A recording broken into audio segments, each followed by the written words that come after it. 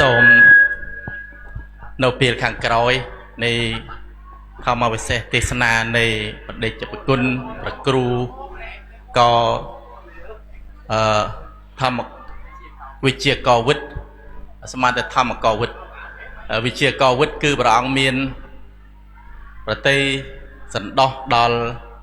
ប្រសង់និងប្រជាពុទ្ធបរិស័ទនៅទឹកដីនេះឃើញខ្ញុំប្រកាសរណាមានមោទនៈរីករាយជាទីបំផុតដោយបានការឃ្លាតឱកាសនិមន្តមកអំពីព្រះរាជាណាចក្រកម្ពុជាហើយបានមកប្រទាននៅវត្ថុទេសនាដល់ញាតិញោមប្រជាពុទ្ធបរិស័ទខ្ញុំប្រកាសរណាមិនអាត្មាមានមោទនៈរីករាយបេតិជ្រះថ្លាចំពោះសិលធម៌ដែលយាយតាធ្វើអាត្មាត្រេកអរឃើញថាពុទ្ធសាសនារងរឿងបានមកអំពីពុទ្ធបរិស័ទនេះជាណាស់គោរពស្ដាប់ធម៌ទេសនាដោយគោរពរៀនថតដោយគោរពដូចជាប្រធមកថាអាចារ្យលោកប្រទានបាញ់មិញនេះយាយតាស្ដាប់បានច្រើនណាស្ដាប់បានច្រើនតែម្ដងហើយនិយាយច្បាស់យាយតាក្មេងចាស់ស្ដាប់បានទាំងអស់គ្នាទាំងនៅខាងក្នុងក៏ដូចជានៅខាងក្រៅអញ្ចឹងកាលណាបើស្ដាប់ធម៌បានច្បាស់អញ្ចឹងហើយយកទៅអនុវត្តយើងគោរពប្រតិបត្តិទៀតស្ដាប់អំបញ្ញមិញជាហេតុទៅណាប៉ុន្តែដល់ទៅបតាសវិញ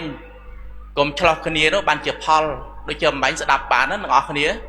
យាយតាស្ដាប់បានអាត្មាឃើញទឹកបតីទឹកមុខយាយតាមិនដូចជាចូល 100% ហ៎ប៉ុន្តែដល់ទៅបតាសវិញធ្វើម៉េចឲ្យភាគ100នឹងនៅដដែលស្ដាប់ធម៌បានផលប្រយោជន៍អាស្រ័យយើងយកទៅប្រតិបត្តិទើបបានទទួលត្រជាក់ត្រជុំក្នុងគ្រួសារបានធម៌របស់ព្រះពុទ្ធទៅដល់កន្លែងណាបានត្រជាក់កន្លែងនេះជាងនោះទេគុណណាហើយខ្ញុំករណាសូមតំណាងឲ្យប្រសង់នៅក្នុងទីនេះមានប្រជាអធិការនោះបើតាមពុទ្ធច្រើនវត្តទៅម្ដងហើយមានព្រះភិក្ខុសង្ឃអង្គសាមណេរយេតាញាតិញោមប្រជាពុទ្ធបរិស័ទនឹងមិនត្រឹមតែនៅក្នុងចំណោះនឹងទេគឺថាខ្លះជិះឡានមកឆ្ងាយហើយសង្ឃឹមថាក្រោយកូនចៅរៀបចំសីលធម៌ខ្មែរយើងនៅក្នុងទីនេះក៏ដូចជានៅរាជាណាចក្រកម្ពុជាទេញាតិញោមពុទ្ធបរិស័ទចកលព្រះអង្គនឹងតាមរយៈនៃបណ្ដាញសង្គមដូចជា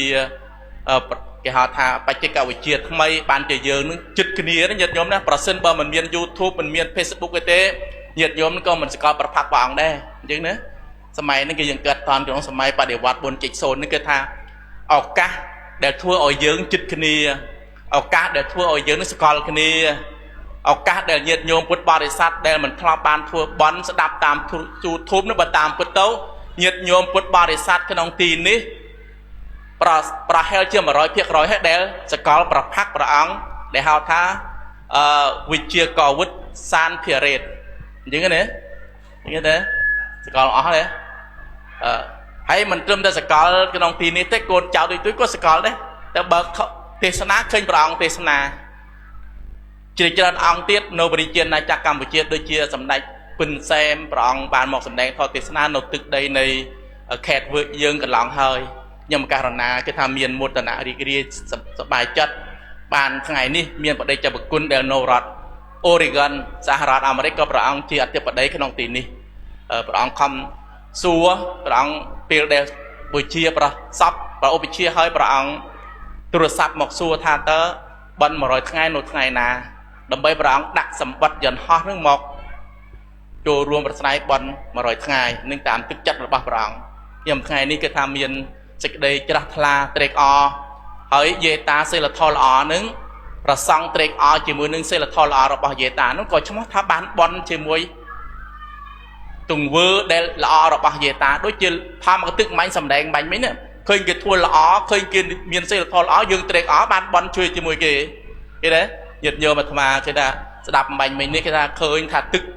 មុខយេតាតាមពិតយើងសិស្សគ្រូបង្រៀនសិស្សឃើញថាសិស្សនឹងយល់ឬមិនយល់មើលតែមុខឃើញហើយដឹងថាសិស្សនឹងចូលហើយ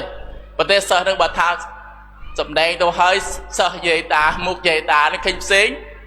អានេះដូចជាតូណាទេណារៀនណាដូចសិស្សគុណសិស្សចូលរៀនទេជាងខ្ញុំករណាសូមត្រឹកអរមែនតើព្រះអង្គហើយថ្ងៃនេះលើកទី1ដែលមកសម្ដែងទឹកដីនៃស្រុកកោកែចាស់ឥឡូវនេះឃុំកោកែវិញហើយខេត្តវិញឡុងជាងគេថាលើកទី1មានសូមសង្ឃឹមថាមានលើកទី2ទី3ទី4ទៀតឥឡូវនេះគេថា ងាយស្រួលពុទ្ធបរិស័ទច្បាប់របស់រដ្ឋយើងបើកសិទ្ធឲ្យគ្រប់បែបសពយ៉ាងដូចជាយើងធ្វើបន្ទានអីហ្នឹងសម្ដែងខុសទេសនាពីដើមគឺថាបដិចាប់ប្រគុណមកពីប្រជាជាតិណាចក្រកម្ពុជាហ្នឹងគឺថាមានបែបបត់ហ្នឹងលំបាកសូមដល់ទៅមជ្ឈិមសូមទៅដល់មជ្ឈិមនេះឥឡូវនេះដោយអាស្រ័យទឹកចិត្តពុទ្ធបរិស័ទនឹងមានបំណងចង់ឲ្យបានស្ដាប់ធម្មកថាកាចារដែលនិមន្តមកអំពីប្រជាជាតិណាចក្រកម្ពុជាយើងទេការស្នើរបស់ព្រះសង្ឃនិងពុទ្ធបរិស័ទនឹងភាគច្រើនទៅក៏រដ្ឋនឹងសម្របសម្រួលធ្វើត្រឹមតែខេត្តអញ្ចឹងហ៎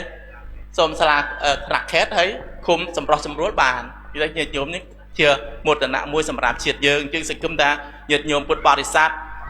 នៅក្នុងទីនេះក្តីមើលតាមកញ្ចក់ទូរទស្សន៍ឬក៏តាមប្រព័ន្ធ YouTube ក្តីឃើញច្រាស់ថ្លាទាំងអស់គ្នាហើយសង្ឃឹមថាជាតិយើងរុងរឿងសាសនារុងរឿងជាតិយើងស្កើងត្កានគឺថាអាស្រ័យមកអំពីការគោរពរក្សាទំនៀមទម្លាប់ប្រពៃណី